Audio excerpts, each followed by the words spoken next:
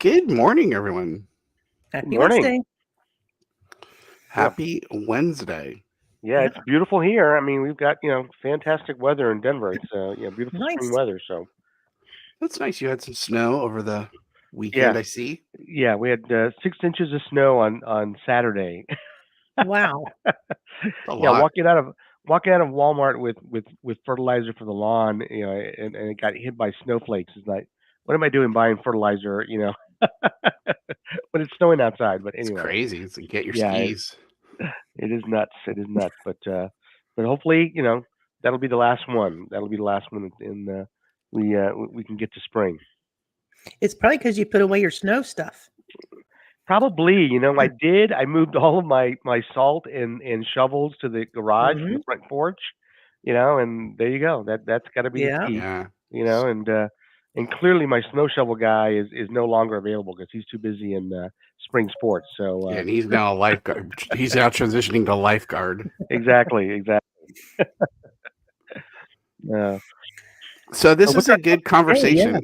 We're yeah. talking about AI-based mental health provider apps. I laugh because I said AI, and I know we talk a lot about AI, but can't seem to shake it because it's Hmm. here. I was talking to somebody that I know at Microsoft, and Ray, you've talked to people that you know at Microsoft as well, and their comments to me have been everything at Microsoft is about AI. Like Yep. literally any conversation about any product or anything that they're doing is about AI. And I know people are getting overwhelmed by this topic, and I feel bad about that, but I just don't think that there's any way to escape how this is going to change everything in the world of work. And everything has to revolve around AI just because it is so permeating everything that we're looking at and we're doing, especially if there's a technology aspect to it, AI is involved. No, so Hmm. true. And I've talked to the folks that I know there at Microsoft and similar. That their goal really is to figure out how to embed AI in all of their products.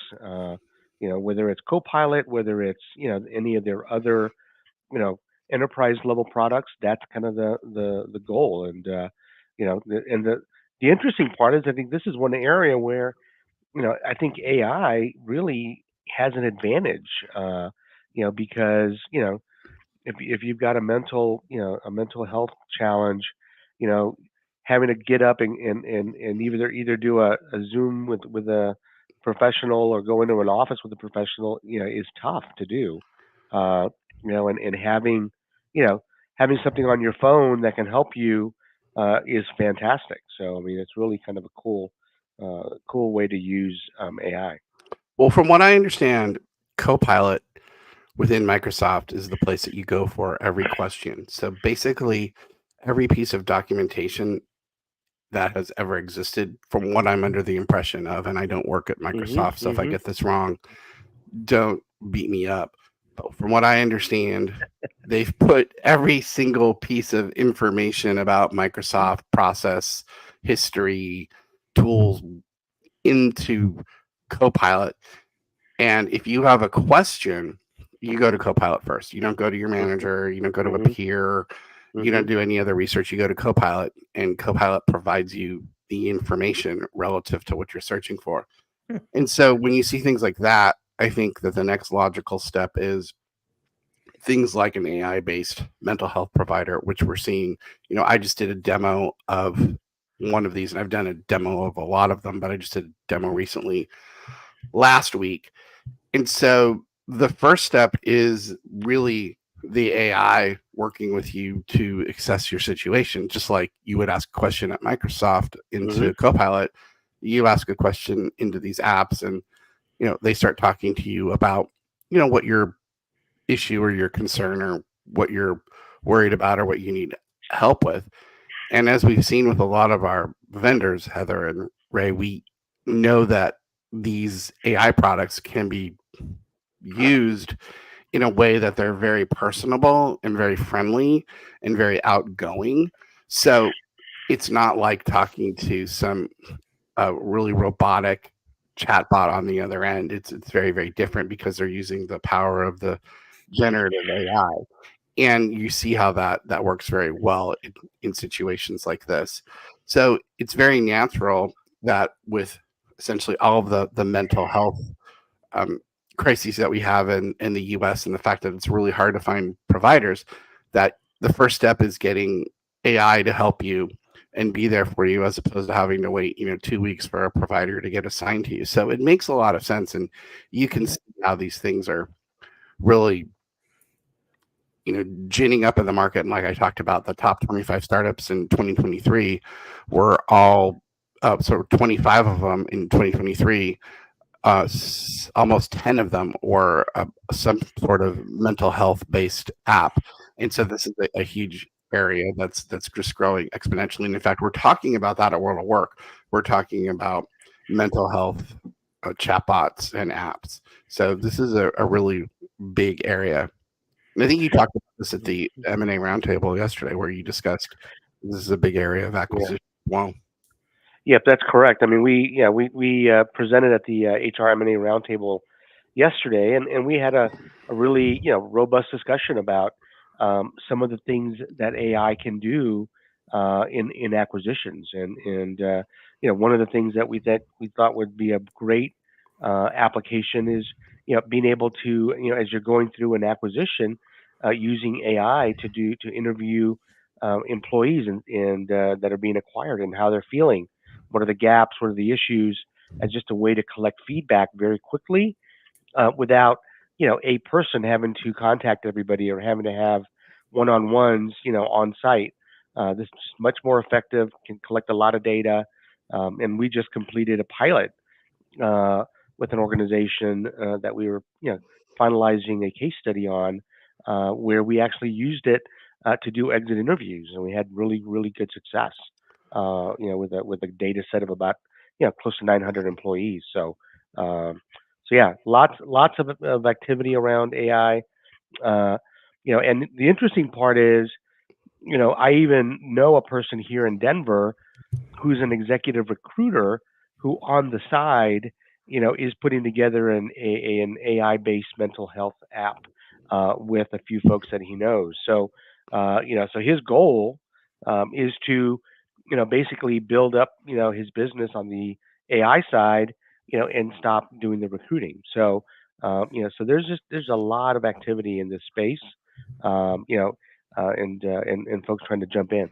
Well, I think one of the other things we talked about in the the M&A roundtable is that this is a space that's really ready for acquisition. So a lot of companies that potentially want to get into the mental health space or want to get into the AI space, in terms of whether you're a big company like a Aetna or a Blue Cross, or you are a large company like Amazon or others, are positioned to buying a lot of these mental health apps and integrating them into their system, as there's a very large revenue stream. So these are acquisitions that we're going to see happen pretty quickly here as these technologies take off. Yep. And Exactly. and then and the fact that these really are able to help with the crisis of having enough talent. There's so many people that I talk to, especially with teens, preteens, and young adults. There's such a mental health crisis in this country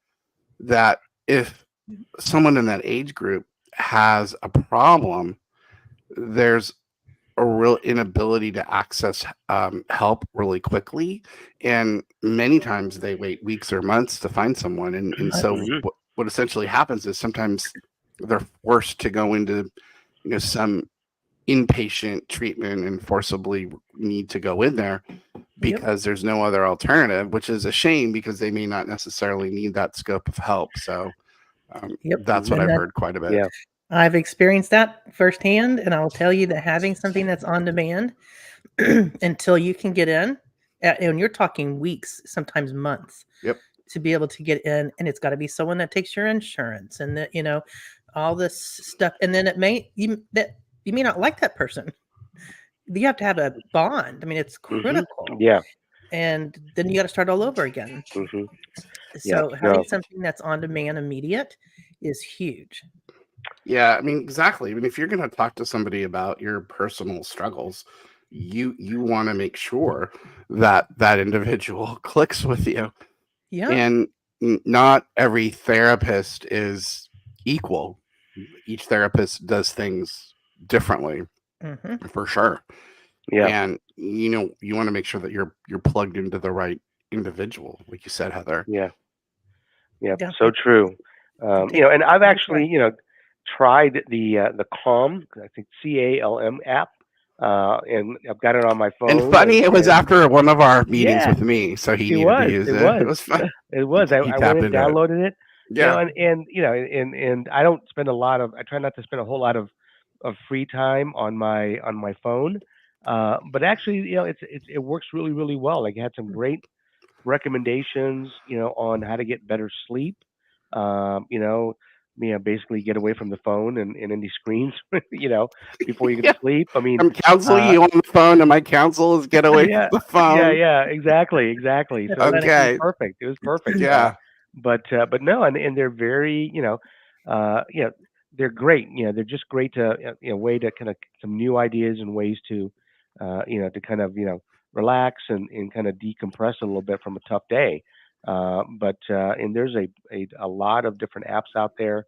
I think I went on, and did a search on ChatGPT for the latest apps, and probably got about 15 hits, of different tools that are out there, and all of these companies are trying their best to get into corporations, as a alternative to an ERP plan, and Hmm. because that's the standard now for most employers. They've got or EAP, employee Yeah. assistance Employee plan, assistant. and this is, and folks just don't use it, and when we're in corporate America, we look at the utilization of some of those plans, and it's minimal, and I don't think that's changed a whole lot. And utilizing some of these apps is probably a great way to help your employees with difficult situations, and and actually take advantage of some of the tools that are out there. Well, let's talk about the elephant in the room, because there are those people that are going to say, "Oh my gosh, I'm dealing with AI on a mental health app. That's crazy. Why would I ever do that?" And so, a couple of things. One is, our studies show that people in a younger demographic like talking to AI better. I think we've talked about this before, where they find it non-judgmental and they feel less pressure than talking to a real person, and they're used to it. So if your kid is on uh, Instagram or Snap, I believe. Oh, sorry, Snap.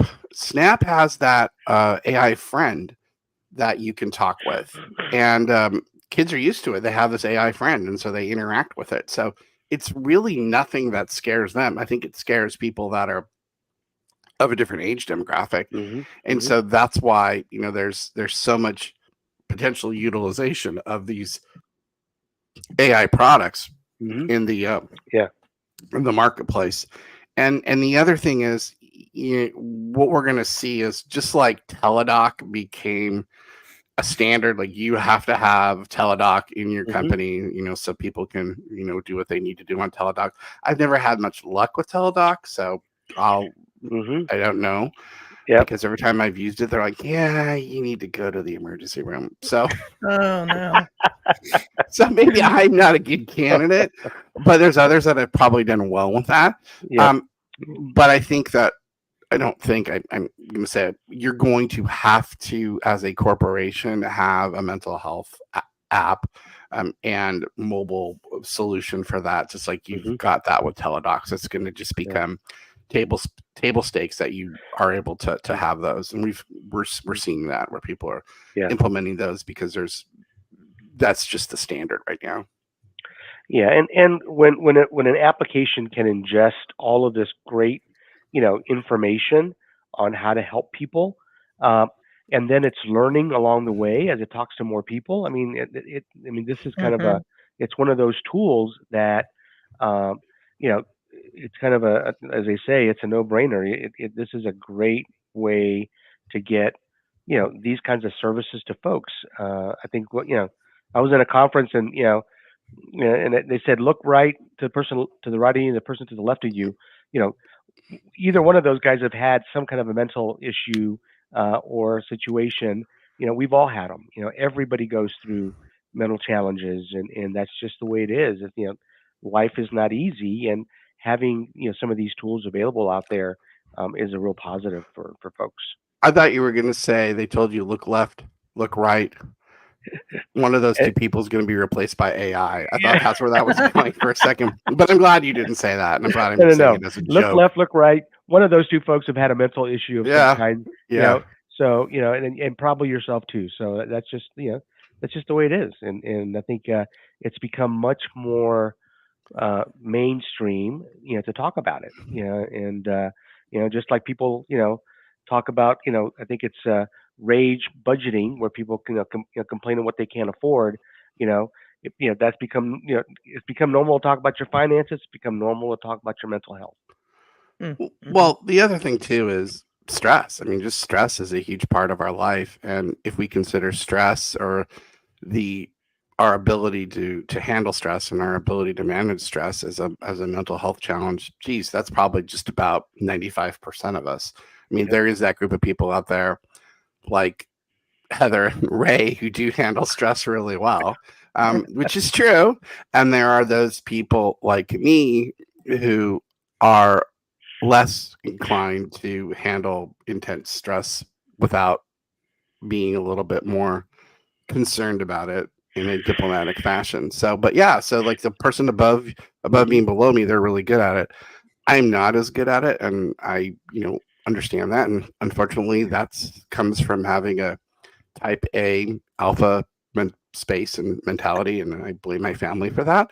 But yeah, I see what you mean. Yeah, it's totally true. Oh, good. Yeah, and we'd recommend for folks that are out there, to look and check out some of these different applications, and a lot of them are free, a lot of them are pay to play, and kind of see what looks good to you. I mean, it's not going to replace. I think on one of the Calm ones it said, "Hey, relax. Look at this picture of a beach and the waves." I'm like, no, I don't want to look at a picture of a beach and the waves. I want to be at the beach. Yeah, exactly. Look, does it have a travel agent there on there I can reach out to? That's what I want to get Calm, not a picture of it. But Correct. anyway, but yeah. Yeah, Sigmund Freud, he wouldn't be replaced yet. So no worry to those people in the mental health field. If this topic has interested you, remember we're going to talk exclusively about this at the World of Work in Cincinnati. So if you happen to be in Cincinnati for World of Work coming up, please feel free to come to our presentation where we'll talk exclusively about this for a fairly substantial length of time in our session. So we look forward to talking to you more about this. And if you have questions, if you want to know about apps, if you want to talk about this, we're partnered with a lot of folks that are, starting to roll out these apps, and there's so many of them right now that we can help you with that, and would love to talk to you about that. And that's all part of Thrive AI Services, our other company that we have out there. Fantastic. All right, Heather, how do they get a hold of you? Well, they can email me at heather.simmons@thrivehrconsulting.com. You can call the number we have here, or you can find me on LinkedIn. Ray, how do they reach you? Just Ray, REY, at thrivehrconsulting.com, or give us a call. If you want to reach me, you can call 1-888-393-3453, extension 1, or you can find me at jason@thrivehrconsulting.com. Awesome. Great. Awesome. All right. Hey, guys. Stress-free day. Exactly. No stress today, man. It's a good day. It's a Wednesday. See you next time. Excellent.